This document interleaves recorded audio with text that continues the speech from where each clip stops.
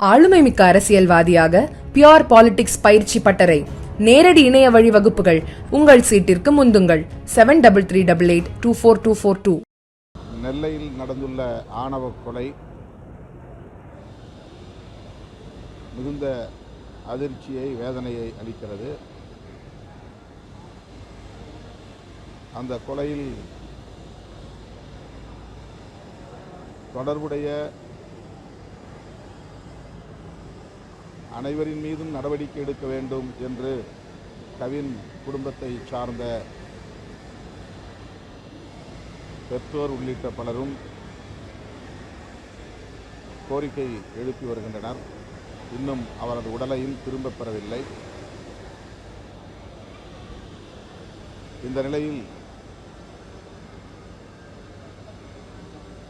படுகொலை செய்த சுஜித் மற்றும் அவருடைய தந்தை காவல் உதவி ஆய்வாளர் சரவணன் ஆகிய இருவரும் கைது செய்யப்பட்டிருக்கின்றனர்.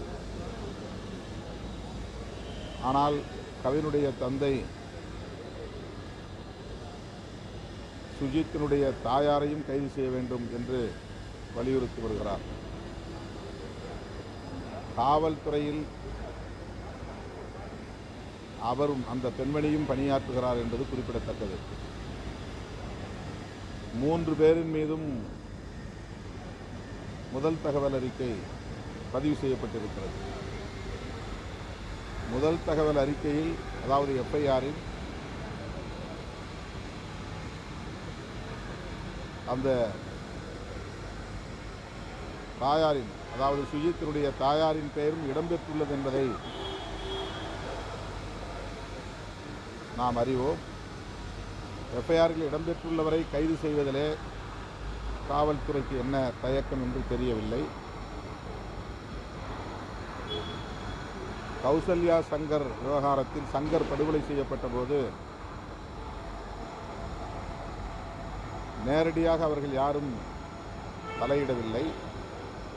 கூலிப்படையை கொண்டு படுகொலை செய்தார்கள். ஆனால் சங்கர் படுகொலையில் கௌசல்யாவுடைய தாய், தந்தை, தாய்மாமன் உள்ளிட்ட அனைவருமே உடனடியாக கைது செய்யப்பட்டார்கள். அந்த அடிப்படையில் தான் இந்த கோரிக்கையை கவினுடைய பெற்றோர் முன்வைக்கிறார்கள். தமிழ்நாடு அரசு பாதிக்கப்பட்ட குடும்பத்திற்கு நீதி கிடைக்கும் வகையில் சட்டப்பூர்வமான கடமைகளை ஆற்றும் என்று நான் பெரிதும் நம்புகிறேன். அந்த வழக்கை சிபிசிஐடி விசாரணைக்கு மாற்றியுள்ள சூழலில் சிபிசிஐடி காவல்துறையினர் நேர்மையாக நடந்து பாதிக்கப்பட்ட கவின் குடும்பத்திற்கு நீதி வழங்க வேண்டும் என்று வலியுறுத்துகிறேன். இது தமிழ்நாட்டில் தென் மாவட்டங்களில் மட்டுமல்ல, வட மாவட்டங்களிலும் கூட, மேற்கு மாவட்டங்களிலும் கூட பரவி வருகிறது. கடந்த சில ஆண்டுகளாக அல்லது கடந்த 10 ஆண்டுகளாக சாதியவாத சக்திகளும் மதவாத சக்திகளும் சாதி பெருமிதத்தை ஒரு அரசியலாக உயர்த்தி பிடிக்கிறார்கள். சாதி பெருமிதத்தின் அடிப்படையில் இதுபோன்ற கொலைகளை ஊக்கப்படுத்தியும் வருகிறார்கள். வட இந்திய மாநிலங்களில்தான் இதுபோன்ற படுகொலைகள் அவ்வப்போது நடக்கும்.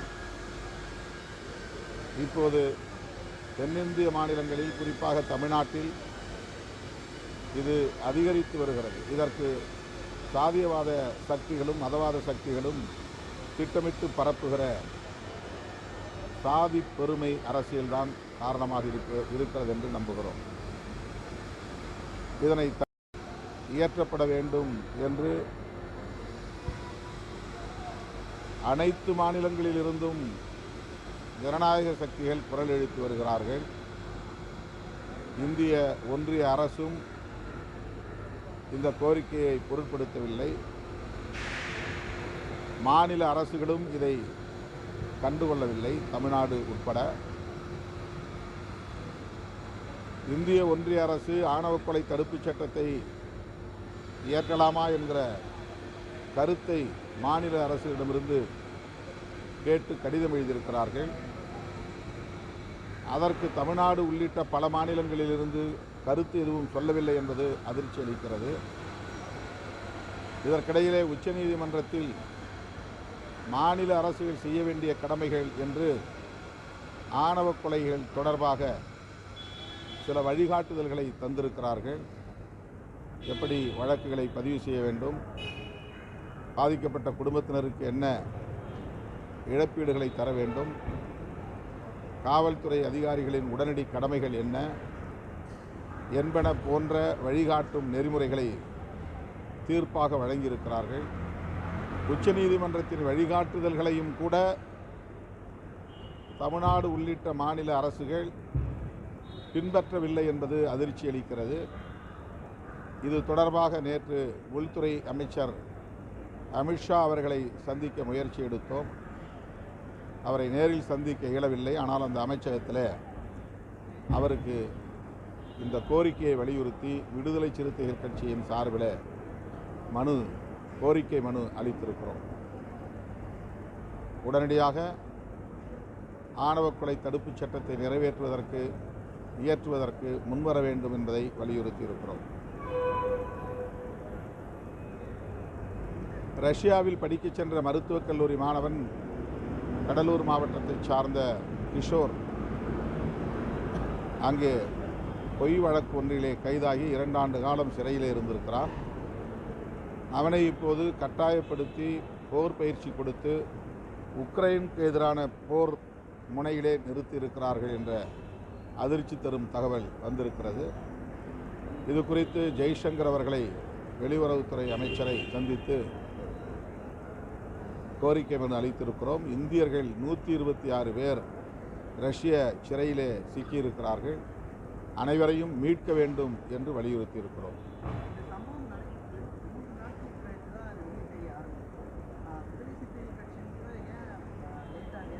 எது சம்பந்தமா? இல்லை உடனே 3 நாள் இல்லையா? இதில் சின்ன அளவு பெரிய அளவு போராட்டம்லாம் இல்லை, கிடையாது. சம்பவம் நடந்த உடனே தகவல் கிடைச்சிருச்சு. 3 நாள்லாம் கிடையாது. அது முன்னாடி ஏதாவது அங்கே வாக்குவாதம் நடந்திருக்கலாம், பிரச்சனை நடந்திருக்கலாம். படுகொலை நடந்த உடனே தகவல் வெளியாகிவிட்டது. விடுதலை சிறுத்தைகள் தான் உடனே அந்த செய்தியை வெளிக்கொண்டு வர்றோம். உடனடியாக காவல்துறை அதிகாரிகளை சந்தித்து இது தொடர்பாக கோரிக்கை எழுப்பியது விடுதலை சிறுத்தைகள் தான். நாடாளுமன்ற கூட்டத்தொடர் நடந்து கொண்டிருக்கிற சூழலில் உடனே வர இயலாத நிலையில் இப்போது நான் டெல்லியிலிருந்து வந்திருக்கிறேன்.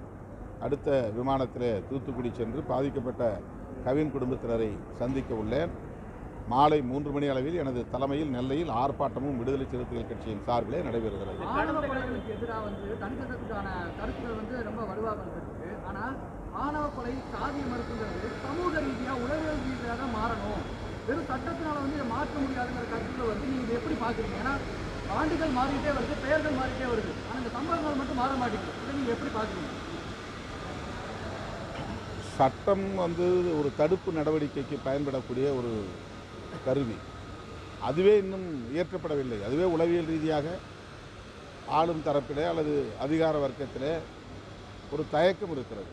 இப்படி ஒரு கொடூரம் நடக்கிறது, இந்தியா முழுக்க நடக்கிறது. பெற்ற பிள்ளையை கூட கொடூரமாக படுகொலை செய்யக்கூடிய அளவுக்கு பெற்றோரின் உளவியல் இருக்கிறது. இதை ஒரு தேசிய அவமானமாக கருத வேண்டும். சாதி விட்டு சாதி திருமணம் செய்வதற்காக தாம் பெற்ற பிள்ளையையே கொடூரமாக கொலை செய்யக்கூடிய அளவுக்கு பெற்றோரின் உளவியல் இருக்கிறது என்றால் எந்த அளவுக்கு இங்கே சாதி எல்லோரையும் மனநோயாளிகளாக ஆக்கி வைத்திருக்கிறது என்பதை உணர முடிகிறது. இப்படிப்பட்ட ஒரு சூழலிலே இதற்கு சட்டம் இயற்றுவதற்கு என்ன தயக்கம்? சட்டத்தை நடைமுறைப்படுத்துவது அது வேறு. 1989 வன்கொடுமைகள் தடுப்பு சட்டம் வந்தது. ஆனால் அதை நடைமுறைப்படுத்துவதற்கே 10-15 ஆண்டுகள் பிடித்தன. அது பற்றி திரும்ப திரும்ப வலியுறுத்தி போராட்டங்களை நடத்தி தான் இப்போது அந்த சட்டம் நடைமுறைக்கு வந்திருக்கிறது. அதுபோல் ஆணவ கொலைகள் தடுப்புச் சட்டம் என்பது வெறும் தலித்துகள் பிரச்சனை அல்ல. சாதி விட்டு சாதி, எந்த சாதியிலே திருமணம் நடந்தாலும் படுகொலை செய்கிறார்கள். எஸ்சி பிசி என்கிற அடிப்படையில் நிகழக்கூடியது அல்ல இது. ஓபிசி சமூகத்தினரிடையே கூட சாதி விட்டு சாதி திருமணம் செய்தால் படுகொலைகள் நடக்கின்றன. எனவே இது ஒரு சமூக பிரச்சனை, தேசிய அளவிலான பிரச்சனை. எனவே தேசிய அளவில் சட்டம் இயற்றப்பட வேண்டும் என்பதுதான் நம்முடைய கோரிக்கை. சட்டம் வந்த பிறகு அந்த சட்டத்தை நடைமுறைப்படுத்துங்கள் என்று நாம் வலியுறுத்த முடியும். அப்போது ஓரளவுக்கு இந்த குற்றங்களை தடுக்க முடியும் என்கிற நம்பிக்கை தான் சட்டம் வேண்டும் என்கிற கோரிக்கை. தமிழகத்தில் சட்டம் ஒழுங்கு எப்படி இருக்கு? கடந்த காலங்களில் தென் மாவட்டங்களில் தொடர்ந்து நடைபெறும் பொழுது அப்பாவும் கூட சொல்லியிருந்தாரு, தென் மாவட்டங்களில் வன்முறையே கிடையாது, அமைதி பூங்காவாக இருக்குன்னு சொல்லிட்டு அவருடைய கருத்து தொடர்ச்சியாக இன்னும் நடந்துட்டு தான் இருக்கு. நீங்க சொன்ன மாதிரி ஒரு பக்கம் காவல்துறை, 2 பேரும் காவல்துறை, அவங்க தந்தையும் அவருடைய தாயாரும் இந்த நடைமுறை, அதாவது சட்டத்தை காக்க வேண்டியவர்களே அவங்களுக்கு உதவியாக இருந்து இந்த சம்பவத்துக்கு தெரிஞ்சிருக்காங்க. காவல்துறை நடவடிக்கை எடுக்கல. இன்னைக்கு தான் கைது பண்ணியிருக்காங்க, நேற்று இரவு தான் கைது பண்ணியிருக்காங்க. பணியிடை நீக்கம் உள்ளிட்ட அடுத்தடுத்த நகர்வுகள் அமைதியாக தான் போயிட்டு இருக்கு, பெரிய அளவில் இல்லை. இது காவல்துறையை சார்ந்தவர்களாக இருந்தாலும் சரி, அல்லது எந்த நிலையிலே இருந்தாலும் பெற்றோருடைய உளவியல் என்னவாக இருக்கிறது என்றால், சாதி கௌரவம் தான் தன்னுடைய குடும்ப கௌரவம் என்று நினைக்கக்கூடிய அளவுக்கான ஒரு பொது கருத்து இங்கே உருவாகி இருக்கிறது. இது காலங்காலமாக இருந்து வருகிற ஒன்றுதான், புதிய நடைமுறை அல்ல. அதனை ஒழிப்பதற்கு எல்லா ஜனநாயக சக்திகளும் ஒருங்கிணைய வேண்டும். முற்போக்கான சக்திகள், புரட்சிகர சக்திகள் எல்லோரும் ஒன்று சேரும்போதுதான் சமூக ரீதியான விழிப்புணர்வையும் உருவாக்க முடியும், இதுபோன்ற சட்டங்களையும் கொண்டு வர முடியும். இந்த பிரச்சனையை பொறுத்தவரையில் உடனடியாக அந்த குற்றவாளி சரணடைந்து விட்டான். இப்போது நாம் கொடுத்த அழுத்தத்திற்கு பிறகு அவருடைய தந்தை கைதாகியிருக்கிறார்.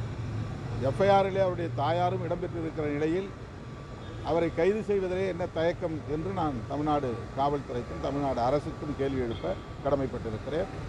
தமிழ்நாடு அரசு எஃப்ஐஆரில் உள்ள குற்றவாளிகள், குற்றம் சாட்டப்பட்டவர்கள் கைது செய்யப்பட்டு விசாரிக்கப்படும் போதுதான் புலனாய்வு முழுமை பெறும். குற்றங்களை அல்லது ஆதாரங்களை கலைக்கிற முயற்சி இருக்காது.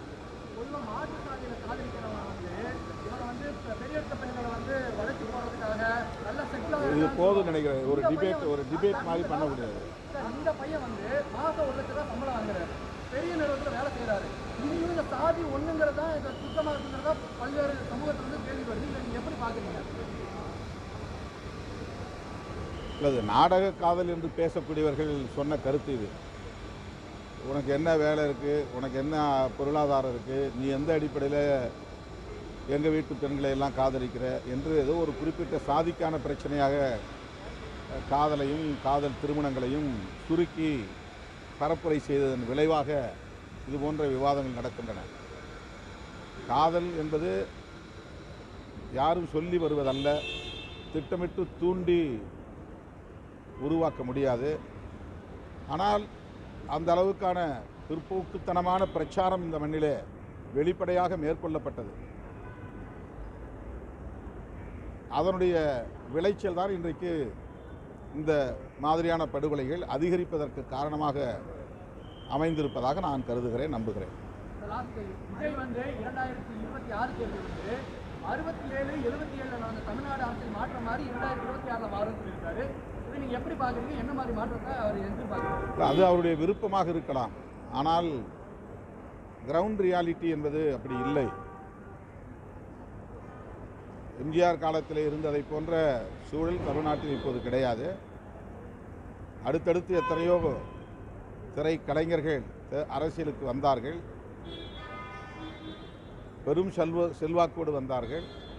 ஆனால் மக்கள் அவ்வளவு இலகுவாக அவர்களை ஏற்றுக்கொள்ளவில்லை. தமிழ்நாடு திரைப்படத்தை நம்பி தலைவர்களை தேர்ந்தெடுக்கக்கூடிய மாநிலம் என்று விமர்சித்த காலம் மாறி போய்விட்டது. அரசியல் விழிப்புணர்வுள்ள ஒரு சமூகமாக தமிழ் சமூகம் வளர்ச்சியடைந்திருக்கிறது.